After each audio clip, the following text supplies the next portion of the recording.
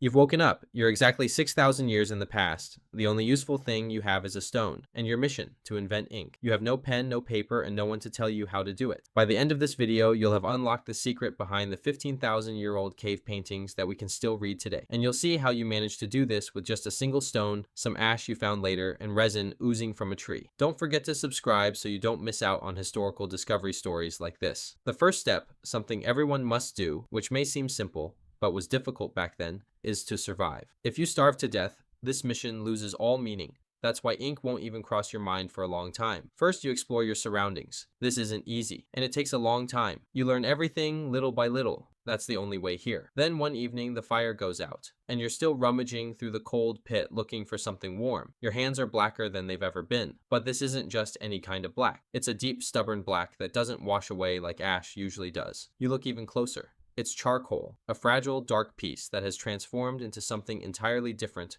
from its former life as fuel. It just sits there in your palm, as if waiting for a purpose.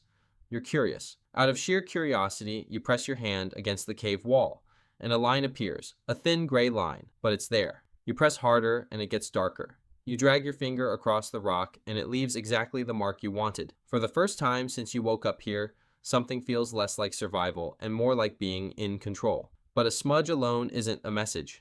You need something much more precise than your fingertip, a mark that looks real and high quality instead of a blurry, shoddy one. That's exactly why you pick up the stone that's been sitting next to you since you woke up, and you start rubbing the charred wood against a flatter stone. Even if it resists, you rub it mercilessly. It can't hold out. It crumbles. And eventually it turns into dust. Fine, black dust. If you were to blow on it, it would mix with the air and vanish. Here's the first real problem you face. This isn't a problem like the need to survive or find shelter. The problem is this. The dust works, but it isn't permanent. You press it against the wall, but it doesn't stick. It lasts only a moment, then vanishes. You're about 10,000 years away from search engines, and already you're facing the same problem that every ink maker after you will encounter. Pigment alone isn't ink. Pigment needs something to cling to. Despite your strong will, you're on the verge of giving up. A few days later, you notice a sticky substance dripping from the bark of a tree near your shelter. It's something you've never seen before. Thick and amber-colored. As it slowly trickles toward the ground, it traps insects and dust. Tree sap. Curious, you scrape some off with your fingernail and, without much of a plan, run your blackened fingers through it. A strange mixture emerges. It doesn't resemble dry dust at all. It's dark, shiny, and slightly elastic. Instead of falling off your skin, it sticks to it. You smear it on the wall, and the mark it leaves doesn't dissipate in the wind or vanish as you walk past. It stubbornly stays where you put it. In fact, even if you aren't aware of it right now, you've created something that didn't exist before. The charcoal gave you color, and the resin gave you the memory. Don't you think the combination of charcoal and resin is much more than just a coincidence? Share your thoughts in the comments, but it doesn't end here. The problem persists. This time the problem is your fingers. They're terrible tools. Too wide, too clumsy, and completely lacking in sensitivity. Wood comes to mind. A thin piece of wood. You set about trying it right away. You notice the difference immediately. Instead of leaving a smudge, you were now drawing shapes. The twig in your hand was clearly better than your finger. The frayed end of a plant fiber, something resembling a coarse brush, works even better than the twig. Now your only task isn't just inventing ink, you're also inventing its tool. You have to because the two don't work separately. Then you notice that the mixture behaves differently depending on where you apply it. On stone, it stays put and dries slowly, leaving a cool, pleasant sensation in the palm of your hand. On a stretched piece of leather, however, it's absorbed very quickly, and the mark spreads outward with blurred edges, just as water spreads across fabric. On tree bark, it cracks as soon as it dries and curls at the corners like old leather. You've run into the same problem every materials scientist faces. Nothing behaves the same way twice unless you can control it. I'm sure most people would give up at this point.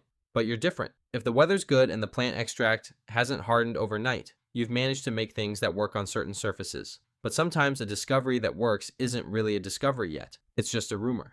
A discovery must always work the same way, no matter what the weather is like today. You gradually start to get the hang of it. If the mixture is too thick, it clumps up and doesn't spread. You thin it out by slowly adding a few drops of water, adjusting it through trial and error. If it's too thin, it becomes watery and pale. When it dries, it's too faint to leave a mark. You let some of the water evaporate, or you add more black powder and grind it. You aren't following a recipe, there isn't one yet. You're creating the first recipe yourself through plenty of mistakes and trials. Most of them were almost completely useless. Even if you don't fully understand why, heat becomes your ally. If it's too close to the fire, the mixture hardens and cracks like old mud. If you leave it in the sun, however, it hardens slowly, retaining its shape without becoming brittle. You learn that you can shape the mixture into a solid lump and dry it for easy transport, then grind it up again and mix it with water when you really need it. Portable, reusable. Something you can carry from one cave to another without spilling it everywhere. After a while, black starts to feel insufficient. You experiment to get around this.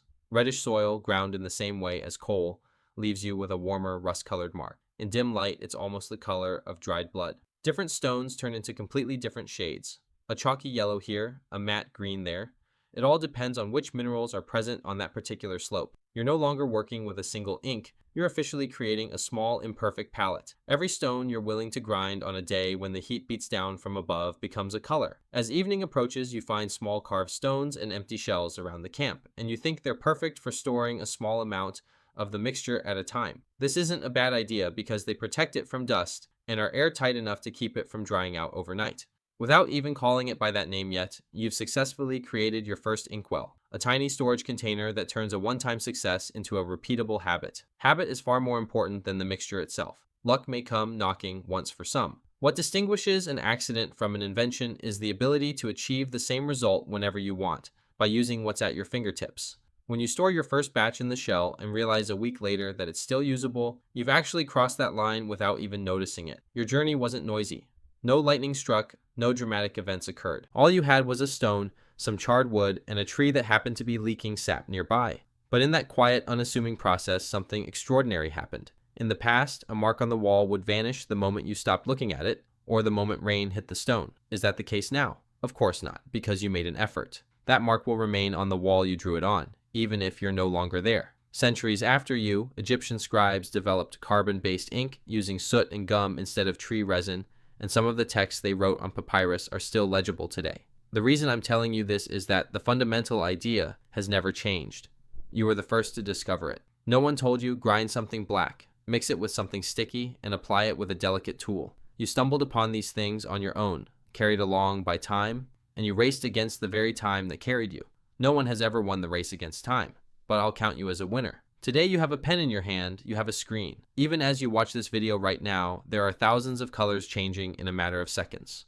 All of this happened one day, simply because you woke up with that stone in your hand and didn't give up. You didn't know any instructions, nor did you have a teacher. You worked only through trial and error and with a fire you forgot to put out one night. Maybe the problem was never a lack of materials. More than a lack of materials, I think it was a lack of persistence. Yes, a lack of persistence. Who knows, maybe if I had woken up with a stone in my hand 6,000 years ago instead of you, I would have given up halfway through or never even started. In my previous video, I explained how you made a map using a stone. You accomplished even more difficult tasks there, so don't miss it.